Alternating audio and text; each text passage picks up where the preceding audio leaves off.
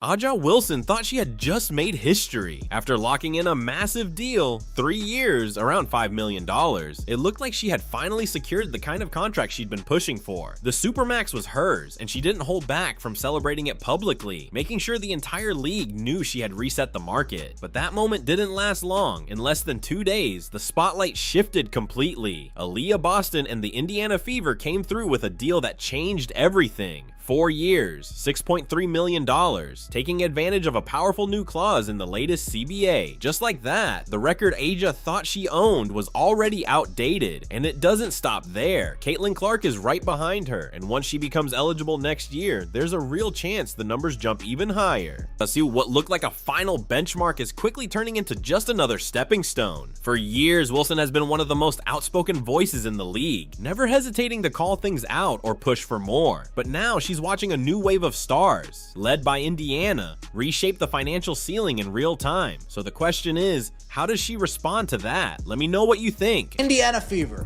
3-time WNBA All-Star Aliyah Boston is signing a 4-year, $6.3 million contract extension with the franchise, giving her the richest total salary in league history to date.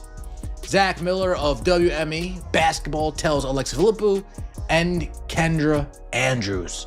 Boston will make $1 million in the upcoming season and 20% of the cap from 27 to 29. Aliyah Wilson finalized her deal and wasted no time putting it out there. 3 years, around $5 million. A Supermax extension with the Las Vegas Aces. And she presented it exactly how you'd expect. The payoff for everything she's accomplished. 4 MVPs, 2 finals MVPs, and now the largest contract the league had ever seen. At least, for a moment, that was true. For roughly a day, Wilson sat at the top of the salary mountain. But what the Aces didn't fully anticipate, and what likely wasn't on Wilson's radar either, was a game-changing detail tucked inside the new collective bargaining agreement. It's called the Epic Provision, short for exceptional performance on initial contract, and it completely shifts how early career players can earn. Under the old rules, rising stars were locked into their rookie deals and had to wait years before cashing in. That delay is gone now. With this new provision, players who make an MVP run or earn all WNBA first or second team honors within their first 3 seasons can break out of those rookie contracts early and jump straight into max level money. In other words, the league just opened the door for young superstars to get paid much sooner, and that changes everything. Avery's just the rock. She's the one who keeps everybody, settled, keeps everybody calm, manages situation. The moment she put on the Fever uniform, she has impacted this team. The future of this Fever ball club really belongs to her, and she is going to take them to some special places. When she catches the ball with her 2 feet in the paint like that, she is the most efficient player in the WNBA. Aliyah Boston checked every box. After earning all WNBA second team honors in 2025, on top of making 3 straight All-Star appearances since being drafted #1 in 2023, she became fully eligible under the new rule, and the Indiana Fever didn't hesitate for a second once that door opened. They moved fast. 4 years, $6.3 million, a record-breaking deal that was finalized almost instantly before Aliyah Wilson's contract had even finished circulating online. Just like that, the top spot on the salary list changed hands. Wilson's Supermax was built on the old reality, where veterans could feel secure knowing there wasn't a system in place for younger players to leapfrog them overnight, but that landscape is gone now. The Epic Provision wasn't designed to reward players who've already had their payday. It was created for rising stars like Boston, young, accomplished, and part of an organization ready to invest in a long-term future instead of short-term fixes. And Indiana made sure to take full advantage of it. Array of moves and finishes, her patience and read and feel for the game. Unbelievable touch and efficiency. She is agile and strong down low. She's so shifty with her moves. She mixes it up. She adjusts on the fly. Aliyah Boston, what can't she do? Boston looking for an angle, flips it in, plus the foul. Into Boston for the lead, she hits it. Boston will hoist. Oh, send us into overtime. Now take a closer look at how Boston's deal is put together, because it reveals exactly what Indiana is trying to build. She's set to make about $1 million in 2026, noticeably less than what she could have pushed for right away. And then her salary ramps up to around 20% of the cap in the following years. That wasn't random. It was a calculated move. By structuring it this way, the Fever kept enough financial flexibility to bring back Kelsey Mitchell, who secured her own Supermax deal worth about $1.4 million. More importantly, it gives Indiana the breathing room to continue adding pieces around their core instead of stripping the roster just to pay one star. Now compare that to what's happening in Las Vegas. Reports suggest several Aces players accepted smaller deals so Aja Wilson could secure her top-tier contract. Same league, completely different approaches. One team is carefully balancing its payroll to build something sustainable, while the other is leaning heavily into prioritizing a single centerpiece. Don't leave a penny on the table. Don't leave a cent on the floor. You take it all. You get that super max epic deal because you've earned it and you've deserved it. And then the Indiana Fever moving forward will have Aliyah Boston and they'll have Caitlin Clark up until 2029. And that gives them a 3-year runway to go back to back to back. It'll give them 3 years to make sure this whole team's put together. When the news of Boston's deal broke, Caitlin Clark kept it simple, posting, "Absolutely, congrats, AB." Boston answered right back with, "God is great, let's go." No drawn out speeches, no polished PR, just two teammates clearly on the same page. That's the tone inside Indiana's locker room right now, and it's not slouchy, it's been built with intention. Aja Wilson held the crown as the highest paid player in the league for barely 2 days. So when the player who replaced her didn't just do it by signing a bigger deal, she did it while willingly taking less money up front to keep her team intact. That's the real shift. This isn't only about a new contract record, it's about a different mindset taking center stage. One approach prioritizes individual maximum value, while the other leans into long-term team building. And right now, that second philosophy is getting all the attention, and Indiana isn't done yet. Caitlin Clark is expected to qualify for the Epic Provision in 2027, and early projections suggest her next contract could push the numbers even higher. If that happens, the Fever could end up with 2 players sitting at the very top of the salary rankings at the same time, something the league has never seen before. Everybody else is getting paid. It's time for The Reason, because that's her name, Caitlin Clark, aka The Reason. It's time for The Reason to collect as well. It's not for everybody else to just eat while she run around and take shorts. That's not what this for. Congratulations to Aliyah Boston. Well deserved. Well deserved. Happy the Indiana Fever locked her in for years to come. The dynamic duo of Caitlin Clark and Aliyah Boston is going to be a force to be reckoned with for years to come in this league. Before the headlines about contracts and record-breaking deals, there was a series on the court that set the tone. Aliyah Boston went into Las Vegas and went right at Aja Wilson, and inside the paint, it wasn't even close. The stat sheet only tells part of the story. If you actually watched those matchups, you saw how one-sided the battle down low really was, and that's what made it even more shocking. Yes, the 2025 WNBA semifinals weren't expected to be competitive at all. The Aces had everything: Aja Wilson in her prime, a roster built for deep playoff runs, and the advantage of playing at home. Meanwhile, Indiana was shorthanded, missing 6 players, including Caitlin Clark. On paper, this wasn't supposed to be a fight. It looked more like a celebration waiting to happen for Vegas than a real contest. Only Aja Wilson could get away with this. Look at this. And ESPN called this a highlight. You could clearly see both feet come off the ground and land again. That's illegal. And let's check this out. A double dribble. She spins, touches it with 2 hands. Like, this is first grade stuff. The refs, of course they miss it because it's Aja Wilson. She's dribbling, touches it with 2 hands on the spin move, gathers it, and passes to a teammate. And watch this at travel. That's her pivot foot. Like, This is some Angel Reese type stuff. Like 3 in one game? That's horrible. Boston's work in the paint was deliberate and punishing. The kind of physical, calculated play that Aja Wilson struggled to counter. Possession after possession, Boston established position early, received the ball exactly where she wanted it, and either converted efficiently or forced enough contact to warrant trips to the line. Far more than Indiana actually got. Game 4 made it undeniable.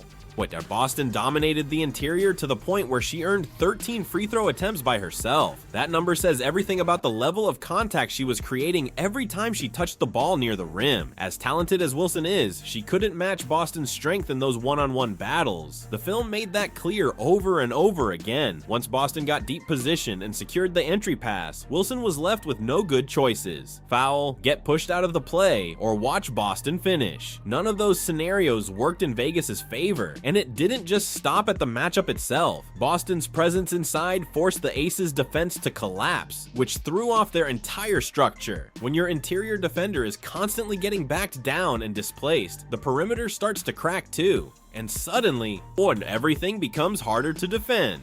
Anybody see in the fourth quarter, Aja Wilson's trying out for an offensive lineman position in the NFL? And then look it, if you don't want to be pissed off, don't watch this. In overtime, a moving screen with 2 minutes left, and this is the biggest shot of the game after fouling out Boston for left. Boston was clearly controlling the battle in the paint, but when you zoomed out and looked at the free throw totals for the entire series, the numbers told a very different story than what actually played out on the court. Las Vegas was getting to the line at a rate that didn't quite line up with the physical reality of those games. It got serious enough that Stephanie White went public and pushed for a formal review of how the games were being officiated. That's not something a head coach does lightly. This wasn't an emotional post-game comment. She was asking for accountability and transparency, and nothing really came from it. At the same time, film breakdowns started surfacing that raised even more questions. Analysts went through the footage and pointed out dozens of uncalled illegal screens involving Aja Wilson, at least 37 across the 5-game series. And these weren't minor or accidental. Those screens directly led to open shots and easy scoring chances for the Aces. Meanwhile, on the other end, Boston kept taking heavy contact in the post without getting the whistle. At that point, it's no longer about a few missed calls here and there. When it shows up consistently over multiple games, it starts to look like a pattern. Moving screens. She totally destroys Lexi Hall, and guess what? They get a 3-point bucket off that play. They didn't call that an offense foul. Look at this one. Do you see how she sticks her leg out? They wonder why they get wide open layups and 3-pointers. Look at the room it makes when you set an illegal screen. That's why it's illegal. Another one, look at this. She moves over and it's just enough time for her teammate to get a 3-pointer off. Watch how she does this. She thrusts her hips at the end. Look at it. Thrust her hips to get that extra space, and she gets an open layup. Like I said, 4 offensive fouls they didn't call. Lexi Hull spent that entire series battling through a back injury she picked up in Game 1. She didn't sit. She stayed on the floor, took on the challenge of guarding Jackie Young, and still knocked down 5 3-pointers in Game 3 while clearly not at full strength. She also didn't stay quiet. Hull spoke openly about the officiating, and her ability to produce while playing hurt only made the imbalance harder to ignore. Indiana wasn't just up against the Aces. They were dealing with injuries, a shortened rotation, and a whistle that didn't seem to swing their way. And even with all of that, they kept it close. If you go strictly by the film, Boston had the edge over Aja Wilson in their head-to-head matchup throughout the series. Las Vegas ultimately advanced, but it came down to their deeper roster, the advantage of playing at home, and a free throw gap that Stephanie White felt strongly enough about to formally question, a concern that never really got addressed. The Aces may have won the series, but in that individual battle, Boston flipped the script. She made it look like Wilson was the one playing catch-up, and she did it on the road, without Caitlin Clark, backed by a roster running on toughness and a coaching staff that refused to back down. For us to find flow when there's a foul call every 10 seconds. I mean, it just really is. And when they're at the free throw line, we can't get up and down the floor. And that's a challenge. They were much more aggressive and physical defensively. We didn't counter that with our off-ball actions or with our back cuts. So they took us out of our comfort zone. I mean, offense is about rhythm, it's about timing, it's about spacing. We allowed them to do that, And they kept us from doing it. This didn't begin with contract numbers. Aja Wilson has been reacting this way since Caitlin Clark first stepped into the spotlight, and more often than not, it ends up backfiring. The pattern has been consistent. When Clark signed that massive Nike deal before even playing a WNBA game, the biggest women's basketball contract in the brand's history, Wilson didn't just make a passing remark. She kept bringing it up again and again, questioning the level of attention, the marketing push, and why a newcomer was getting that kind of spotlight over established stars. It didn't stay quiet either. Her reaction became so noticeable that it started to overshadow the deal itself. Instead of the focus staying on Clark's historic signing, the conversation shifted to Wilson's response. And here's the twist. All that attention didn't slow Clark down. If anything, it amplified her visibility even more. Wilson is her name. Quote, "It doesn't matter what we all do as black women, we're still going to be swept underneath the rug. That's why it boils my blood when people say it's not about race, because it is." What Aja Wilson didn't fully account for is what Nike was actually investing in. This wasn't just about signing an elite basketball player. It was about landing someone with crossover reach, a name that could pull attention far beyond traditional WNBA audiences. And the early results made that pretty clear. Caitlin Clark's Nike merchandise moved almost instantly, generating demand right out of the gate. Meanwhile, Wilson's signature shoe, the A1, has lingered on shelves for months without selling out. In the sneaker world, that kind of gap doesn't need much explanation. The market tends to speak for itself. I kept thinking the best player in the league should have her own shoe, not just about shoes. You think? Yes. Right? I want to get your thoughts on that. Because you don't need my thoughts. You already know my thoughts. But that's how young kids, when you're a fan of LeBron, you're a fan of Asia. I'd love to get your thoughts on that. She needs her own shoe. Let me answer that. She is the two-time MVP. I'll toot her horn because she won't. Olympic gold medalist, best defensive player, 2 years running. Her team, stop. Nike pays extremely close attention to one thing above almost everything else: how fast a product moves. That data drives where their marketing energy and resources go. Even before Caitlin Clark's signature shoe officially hit the market, internal projections were already pointing toward massive demand, with expectations that it could sell out almost immediately. Once those signals became clear, the shift followed. More Clark-focused campaigns started appearing. More content, more visibility, more shelf space. The entire push around her branding quietly ramped up, and at the same time, Aja Wilson's line didn't disappear, but the level of attention behind it didn't look the same anymore. No announcement was made, no public explanation was given. It just showed up in the numbers, the placement, and the momentum. And in business like that, the direction of attention rarely needs to be said out loud. It looked like Caitlin Clark has shut down Nike headquarters in viral new footage. Now, Caitlin Clark has been dormant since the Team USA tryouts. That is until today. She made her rounds at the Nike Studios, which is the Nike headquarters. Then Caitlin Clark was named Time Athlete of the Year. And once again, Aja Wilson's reaction didn't sit well with a lot of people. Clark earned the recognition because she brought an unprecedented wave of new fans into women's basketball in a single season, the kind of surge the sport hadn't seen in years. But Wilson's public pushback came across less like a critique of the award itself, and more like frustration with the very attention that benefits every player in the league financially. And that's where the optics got tricky. Complaining about increased exposure when you're part of the same ecosystem doesn't really land well. If the league grows, everyone in it grows with it. The same pattern showed up again with speaking engagements. Clark's rising popularity outside of basketball quickly turned into high-demand appearances and major speaking fees. Wilson, meanwhile, suggested that Clark's commercial success was taking opportunities away from established players. But that's not really how endorsement economics works. A company paying Clark isn't reallocating money that was meant for Wilson. Those are different budgets, different marketing strategies, and completely separate decisions based on what each athlete brings to the table. Wilson is her name. Quote, "It doesn't matter what we all do as black women, we're still going to be swept underneath the rug. That's why it boils my blood when people say it's not about race, because it is." Forbes has already placed Caitlin Clark among the most influential women in sports, and that kind of recognition only highlights how fast the gap is widening in endorsement value between her and A'ja Wilson. But that difference isn't being driven by favoritism or behind-the-scenes bias. It comes down to how brands actually make decisions. Companies don't just look at stats or accolades. They study reach. They track how audiences respond in real time, especially during high-pressure or high-visibility moments. And they assess one key question: does this athlete elevate the brand, or does the association bring extra complications? That's where things start to separate. Wilson's extended public criticism of Clark created a visible pattern, and in the business world, patterns matter. Any brand investing serious money into a long-term partnership is going to analyze that history carefully before making a commitment.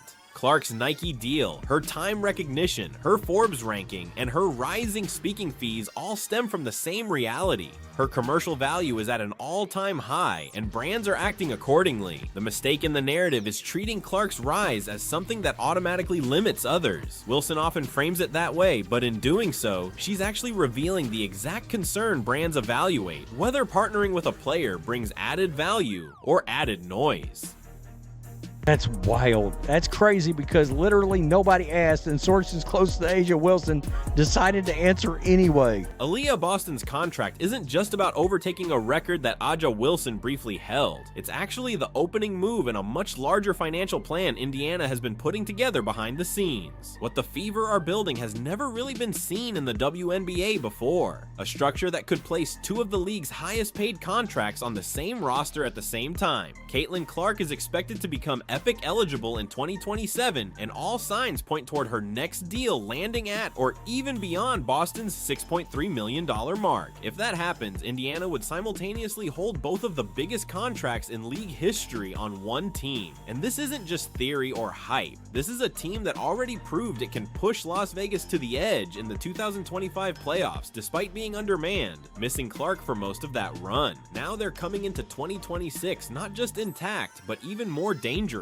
What Indiana is shaping isn't a future guess. It's a roster trajectory that's already started playing out in real time. She defends, she blocks shots. You cannot guard her one-on-one down low. She demands the double or she's going to crush it. Boston is such a versatile big. The playmaking of Aliyah Boston has been incredible. She's an outstanding passer. That makes her a threat from so many different places on the floor. Oh, what a pass. Boston to Mitchell. Turns left shoulder, put it up and in. Boston, two more. Top shot by Aliyah Boston. It is amazing. I think the way that the fans come out and they show out for us every single game, it's so special, and I wouldn't trade it. Aliyah Boston choosing to take roughly $1 million in 2026 instead of pushing for the highest possible immediate payday is what makes the entire structure possible financially. That intentional spacing in her early salary gives Indiana just enough flexibility under the cap to bring Kelsey Mitchell back on a $1.4 million Supermax deal, ensuring their top scorer doesn't walk out the door when she's needed most. Mitchell's impact isn't abstract. She was a key reason the Fever even reached the 2025 playoff semifinals, stepping into heavy offensive responsibility while Caitlin Clark was sidelined, handling pressure possessions that could have easily broken a lesser player. At the same time, Lexi Hull re-signed and Sophie Cunningham was retained as well. Those decisions weren't random. Under Amber Cox's front office approach, Indiana prioritized keeping reliable, proven contributors instead of constantly chasing big-name additions. Hull's playoff toughness in 2025, playing through a back injury while taking on defensive assignments like Jackie Young, is exactly the type of grit that complements a core built around Boston and Clark. Cunningham adds a level of physical bench play that fits Stephanie White's system, fast-paced, aggressive inside, and driven by ball movement rather than isolation-heavy offense. In that kind of setup, Boston and Clark aren't competing for control of the offense. The system is designed so that what one creates enhances the other, turning individual strengths into a connected, multiplying effect. In terms of their hype than A'ja Wilson because of Caitlin Clark. Because let's be real, like Caitlin Clark is a like A'ja Wilson is being objectively known as the GOAT right now, and nobody was calling A'ja Wilson the GOAT before it is Caitlin Clark. Las Vegas has taken a completely different approach. Aja Wilson's Supermax deal is the foundation of everything the Aces do financially. The entire roster structure is built around her operating at an elite level every single season, while the supporting pieces accept reduced salaries to keep the cap situation manageable. That system has worked largely because Wilson has consistently delivered at an MVP standard, but Aliyah Boston's contract has now shifted what top-tier value looks like in the league's financial hierarchy. Unlike Indiana, Vegas doesn't have much flexibility baked into its setup. Wilson's deal leaves limited room to maneuver if adjustments are needed, which makes responding to market changes much harder. Indiana, on the other hand, was intentionally structured to avoid that problem. Amber Cox built the Fever with enough breathing room to absorb Caitlin Clark's expected epic-level contract in 2027 without having to tear down the supporting cast around her. That flexibility exists because Boston already accepted a lower short-term salary to open up space. So you're looking at two different philosophies, two franchise stars, both earning below what the open market might demand in the short term, both central to their teams, and both operating within systems designed around very different ideas of balance. Wilson has never publicly taken that kind of financial approach, and Vegas's entire cap structure reflects that reality. You had the reaction at the time, the delayed not denied post from A'ja Wilson, and then A'ja's shoe comes out and so on and so forth, and that was a big rollout, and there was speculation that Nike was worried about stepping on toes or offending anybody by launching CC's shoe ahead of everybody else, even though she got the big deal and is the most popular. And all that, but Steph White's system is built for a much longer runway than Indiana is often given credit for. The tempo, the emphasis on interior defense, and the constant ball movement aren't just coaching slogans. They're the exact reasons Aliyah Boston's work inside the paint and Caitlin Clark's shooting and playmaking can coexist without clashing. What Indiana showed in the 2026 playoff run is that this core can already trade punches with Las Vegas, even while still evolving, and once Clark is fully embedded in the system alongside a healthy roster, that becomes a completely different matchup problem for the Aces than anything they have had to solve so far. Meanwhile, Aja Wilson's 3-year, roughly $5 million Supermax, the deal that was once framed as her financial peak, now sits third on the all-time salary list. And at the same time, Caitlin Clark hasn't even signed her second contract yet. For years, Wilson held both the spotlight and the top earning spot in the league, but within a very short span in 2026, both of those positions started to shift. Boston has already signed a larger deal, and Clark's next contract still hasn't entered the picture. A lot of the league-wide conversation around fairness, recognition, and value suddenly looks different when you see two Indiana players accepting structured deals that prioritize roster balance, and still pushing deep into the playoffs as a result. Clark becomes Epic eligible in 2027, and when that moment arrives, projections suggest Indiana could be positioned with two of the largest contracts in WNBA history on the same roster, while Wilson's deal sits third on the list. At that point, the bigger question becomes less about individual headlines and more about how quickly the financial balance of the league has shifted around a new core in Indiana. What do you think about this shift in the WNBA landscape?